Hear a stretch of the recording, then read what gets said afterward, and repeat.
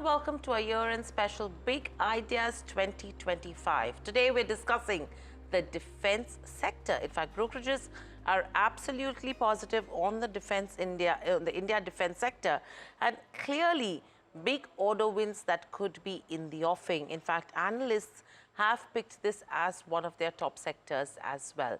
To discuss more, joining me is my colleague Anushi as well. And on our guest lineup, we have Amit Mahajan, Director at Paras Defense and Space Technologies, as well as Harshit Kapadia, VP Consumer Durable and Electrical and Capital Goods at Elara Capital. Welcome to the show, gentlemen.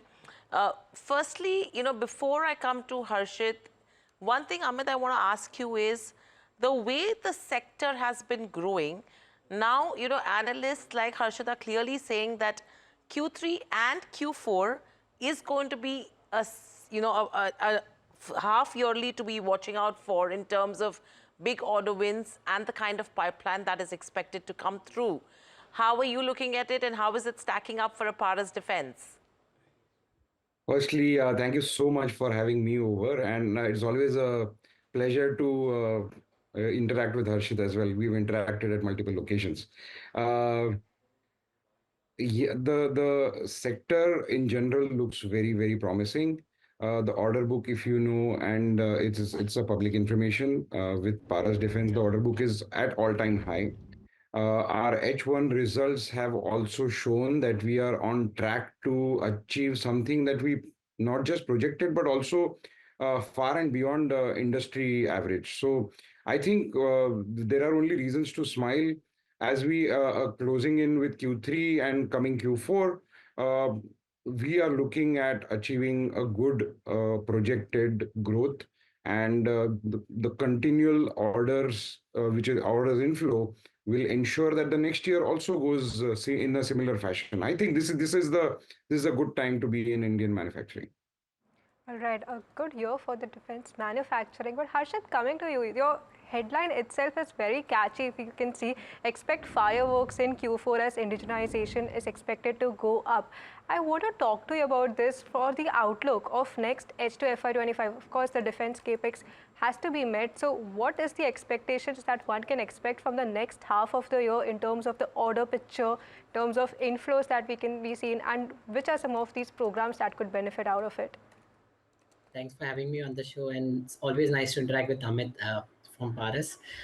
So on the second half of this year, so the overall spending has been very low if you look at the first half of this year. And given that they want to exhaust the budget of 1.72 lakh crore, this next 2 months, next 3 months are going to be the very cautious month where we are going to see incremental spending of close to around a lakh crore. Now, this number, if you look at 2 years back, there was a one single day order outflow which happened from the Ministry of Defense of 60,000 crores in March 2023. Maybe we can have a similar repeat, or it could be staggered across the next 3 months, coming from Jan to March. And some large import orders are also being part of this order inflow. One being Rafale M, which we are importing from France, and a US drone, MQ-9B drone. So those are two big ticket items. But apart from that, there are a lot of domestic items which are also in pipeline. And if you look at the allocation of 1.72 lakh crore, almost 75% has been allocated to domestic companies. Hence, companies like Paras Defense will also get benefit once we see the MOD getting into action mode. Right. Harshit, with this, when you talk about the ongoing unrest with regards to Europe, the wars that are happening in the Middle East, as well as a failed coup in East Asia, all of this, yes, bad news, but augurs well for this sector from an Indian context perspective. How are you expecting that to pan out for the sector from here on? Because I think the projections are almost $130 billion over the next 5 years. Do you think that's something which is achievable, taking into consideration the capacities that we already have? Yes, so that number is a cumulative number of $130 billion that one is looking at. On the export side, given that globally, most of the big exporters like Russia, they are already fighting their war. So there is limited inventory which they can, sell to the other countries. And given the geopolitical tension, the countries like India are able to give products at a very reasonable price, like Paras is trying to do itself. So in that way, India export market is rising, led by PSUs and even private share. So if you look at, the private share has increased close to around 70% of the overall export. So that is one area that we are very positive about as far as defense is concerned. Increasing exports, huge headroom for opportunity in terms of where domestic spending is concerned. This gives us a huge thrust on the defense spending for the next 3 to 4 years. Amit, I want to come to you on this one. Considering the size of this defense spending that is expected over the next 4 to 5 years and the projections going forward, where do you stand to benefit from this opportunity? Can you give us your market size in this, how you could benefit from the further orders that are expected to take place in the next half, as well as the next 2 3 years as well, if we can get a broader picture in this? Paras Defense, today it's a fortunate situation for us that we exist in tier 3, tier 2, as well as in some areas tier 1 supplier. So if you look at the spectrum of defense spending that is happening at the top level, where the big six or the big PSUs and the big larger companies who are working in the defense sector, they are being the OEMs in this particular sector. Companies like us will serve these programs at multiple occasions. Paras Defense exclusively is a manufacturer of components, manufacturer of subsystems, and complete integrator of the larger complex systems. So when we look at we serving these programs, we are slated to be in almost all the programs that you can think of in the Indian defense sector. Said that, are two major verticals that we will be focusing on, and these are the ones that have immense amount of potential, are optics and optronic systems. And on the other hand, defense engineering, which comprises of defense electronics, defense electromagnetic pulse protection, and heavy engineering. So all of this, if you see, these are fundamental blocks of engineering when it comes to any large program. So our contribution to a particular program will be from a pin to aeroplane, from a smallest component to one of the most biggest and the most complex system. Just to give you a perspective, a submarine periscope is a complete system done solely by Paras Defense. So, Amit, one quick question on the optical system space, right? The opportunity is close to $1 billion. You want to have around 50% share over the next 3 years. How are you planning to do this? Because if that is the trajectory over the next 3 years, what's the capex that you will require? That's one part of it. And with regards to defense engineering as well, how big are you expected to grow? And again, how much input will you need? So, like I mentioned, we are present in the tier 3, tier 2 segment also. And most of the capex that is required to manufacture components and subsystems, we already have put in place. What we are doing now are we are moving up the value chain. When we are moving up the value chain, the dependency on the capex is minimal. All the infrastructure or the space which is required for us to grow and execute larger orders and take a larger pie of the opportunities we already have in place. All that we will be required to do is maybe construct a few square meters of space to integrate certain technologies that we've already manufactured. So those are some things that those will not put any strain on the capex. Those will be able, we will be able to do it through our internal accruals. So we don't calculate that as capex. So moving forward, we should be able to scale up very, very fast and to a much larger extent than what we are today without having any capex requirement. That's evident also from the recent QIP that we did. If you see the QIP that we did, all of the QIP funds we allocated for the working capital requirements, and none of that was allocated for capex. That is an indication as to how secured we are when it comes to our capital expenditure, and its influence is negligible on our growth to look forward. Paras, a follow-up on this one, that means is 253 odd crores is what you've done in FY24. Almost 170 odd crores in terms of revenues is what you've done in the first half of FY25.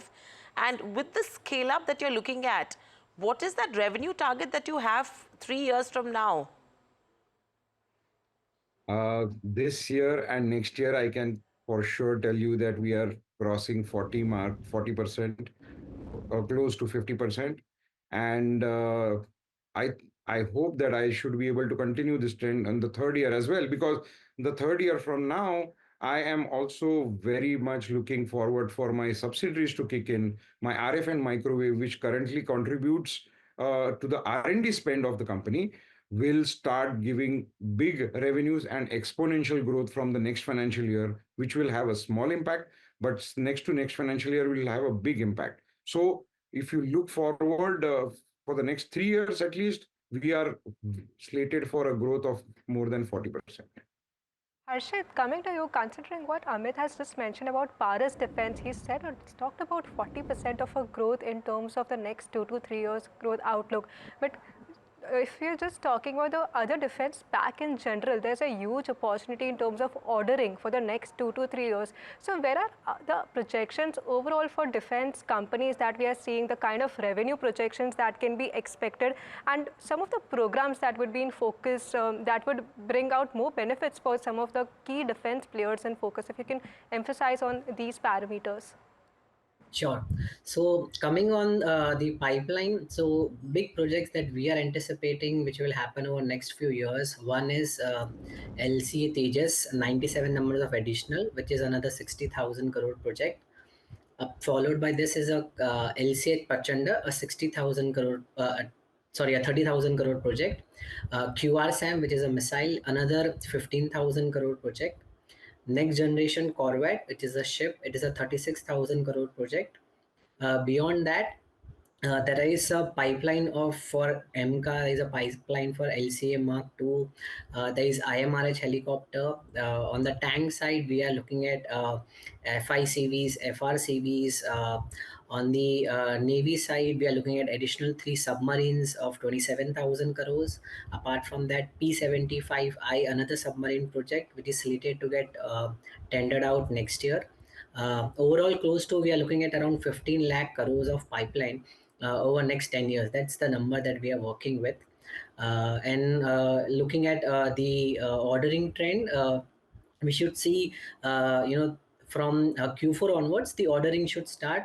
If you look at the acceptance of necessity, almost 8.5 lakh crores of orders have been approved by the Ministry of Defense over the last 3 years. Only that this will come out in terms of final orders to the company, hopefully in next 4 to 5 years time frame. That's the number that we are looking at.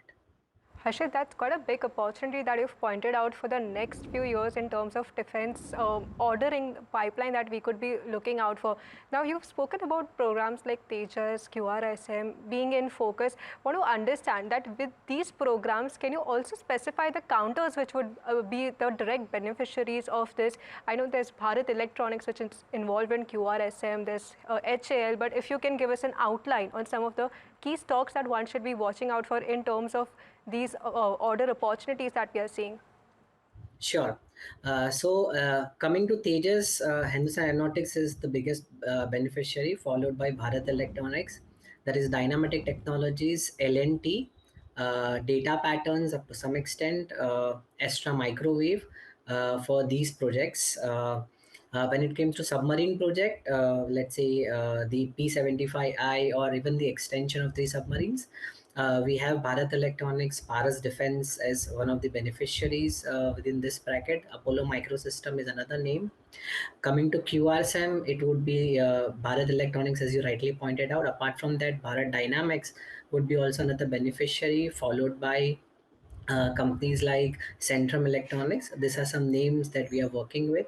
Another name which we think has been doing very good is Data Patterns and Zen Technologies. So they have been doing exceptional work in their field, which I would like to point out. Right, so these are topics coming in for the defense space. Amit, and sorry for calling you Paras the previous time, but clearly, in terms of what you're looking at, growth guidance we take into consideration.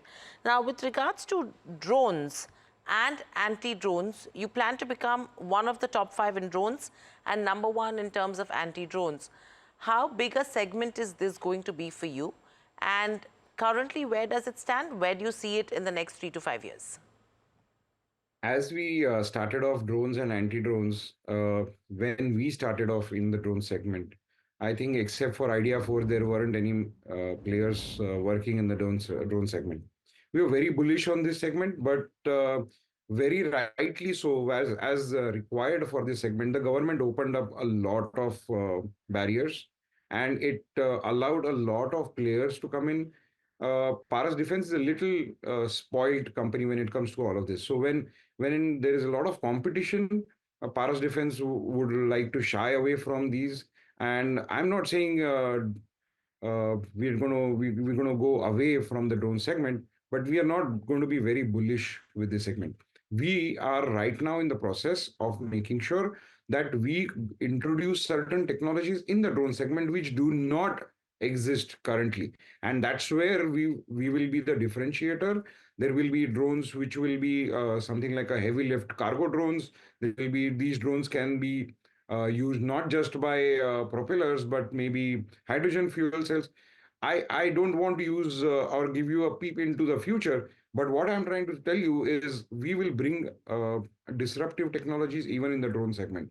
And that is where, when that happens, which will be very, very soon, we will then talk bullish when it comes to drones. So When it comes Amit, to the reason I ask you this is, so currently, what is the kind of capex that you've already incurred with regards to where drones as a segment goes, which is now on a back burner?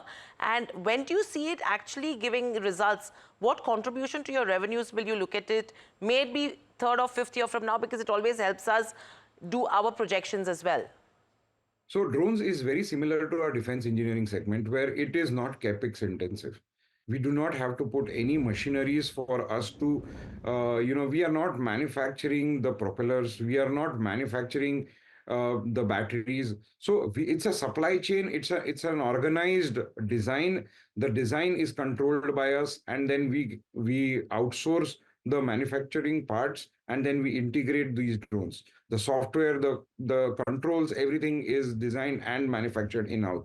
So what happens is, if you look at drone as a product, to make a product work or be exported also, you don't need a capex to be done. Said that, again, let me come to the RF and microwave, the anti-drone segment. If you look here, with a very limited capex, RF and microwave is one domain which is so complex, and it is so much necessary for the kind of opportunities that are going to be there right now and also in the near future, that there are very limited number of companies who are in this segment. All the companies that Harshit also spoke about, we have Data Patterns, we have Astra Microwave.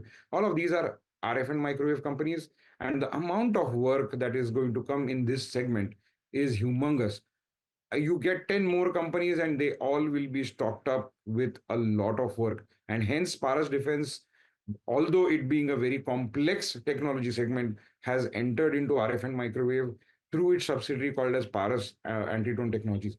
A sign of what kind of team that we have today. We have almost 80 to 90 people working in this subsidiary, and the capability and the expertise that we have can be seen that we have won 4 IDEX challenges. I don't think many companies, I don't know many companies who have won 4 IDEX challenges, and these are challenges from the smallest to the Aditi 1.0. So we have proved to the team members that our RF and microwave capabilities are substantial and they are extremely scalable.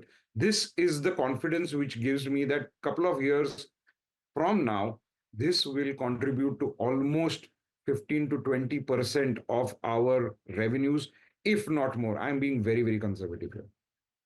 Okay, so 15 to 20% of growth is what we are seeing from this new technology coming in. But coming back to the broader perspective on the defense side, I want to understand, Harshit, from you. Now, we've seen a recent correction in the last 6 months or so. Many of these counters have seen sort of correction. Maybe it is because of the kind of rally that has happened before, along with muted order inflows that we've seen in the first half, as you pointed out. But with this, is this a good entry point again for some of the defense counters which are in focus? And if yes, can you point out which are some of those counters that we should be looking out for? Yes, I am. I believe that this is a very right time to enter into this defense stock. Our picks are Hindustan Aeronautics, Bharat Electronics, BDL, and GRSA. This is something which we like.